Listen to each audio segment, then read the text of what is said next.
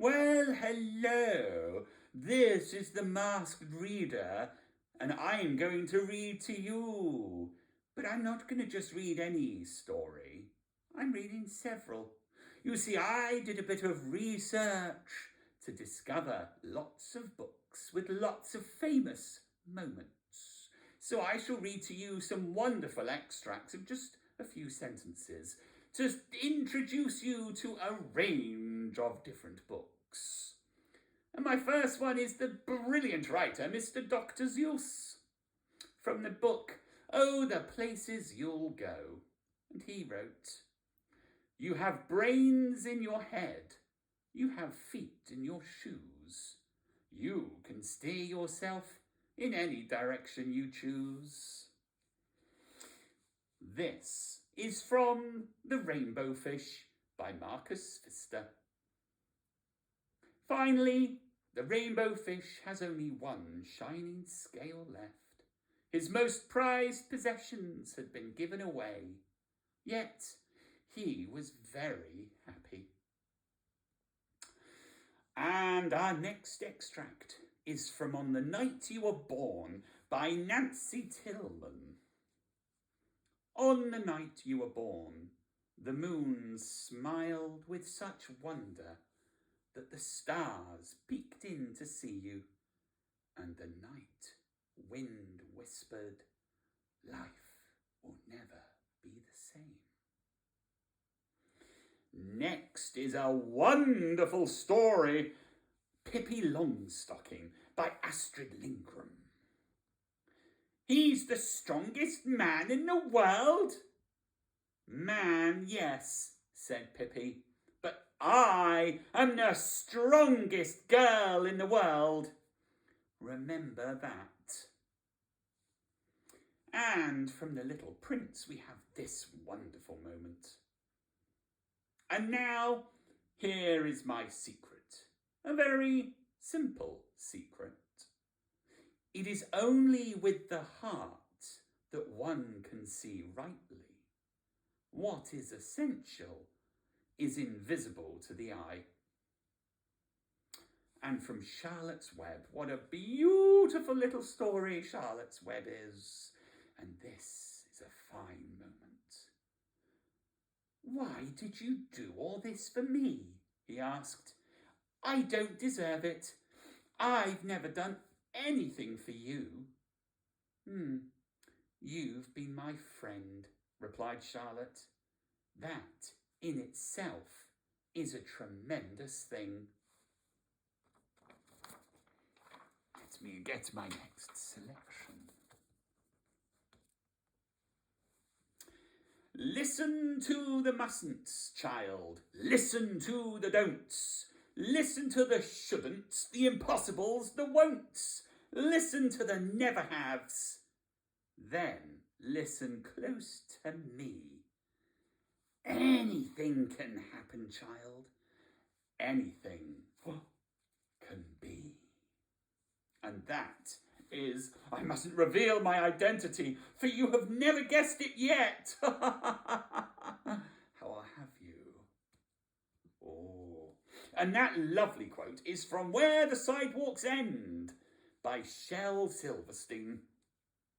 And this, from the writer of Peter Pan himself, Mr. J.M. Barrie. This is from a book called The Little White Bird. "The moment you doubt whether you can fly, you cease forever to be able to do it. The reason birds can fly and we can't is simply that they have perfect faith. To have faith is to have wings."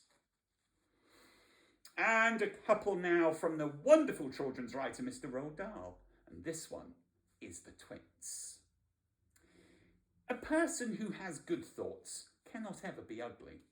You can have a wonky nose and a crooked mouth and a double chin and a stick-out teeth.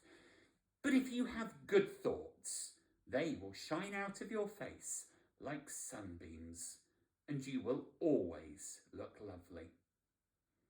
And from James and the Giant Peach, he wrote, "Well, maybe it started that way, as a dream, but Doesn't everything? Those buildings, these lights, the whole city. Somebody has had to dream about it in the first place. And maybe, that is what I did. I dreamed about coming here, but then I did it.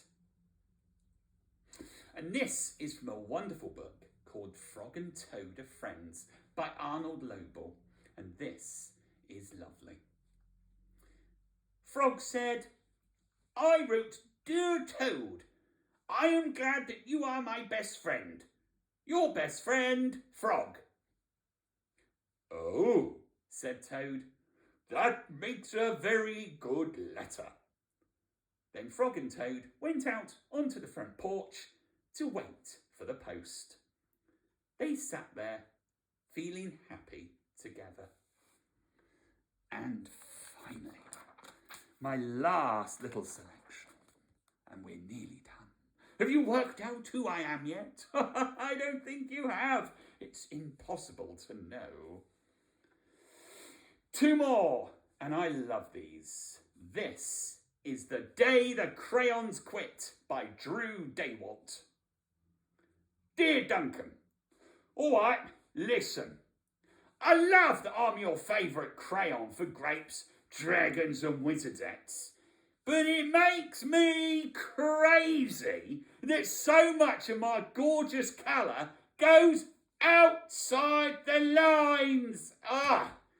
If you don't start colouring inside the lines soon, I'm gonna lose it.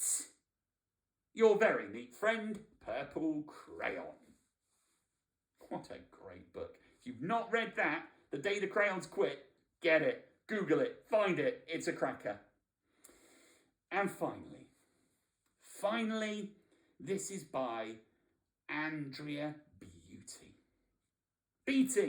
Andrea Beatty, and it's called Ada Twist Scientist. Why does it tick and why does it tock? Why don't we call it a granddaughter clock? Why are pointy things stuck to a rose? Why are there hairs up the inside of your nose? She started with why and then what, how and when.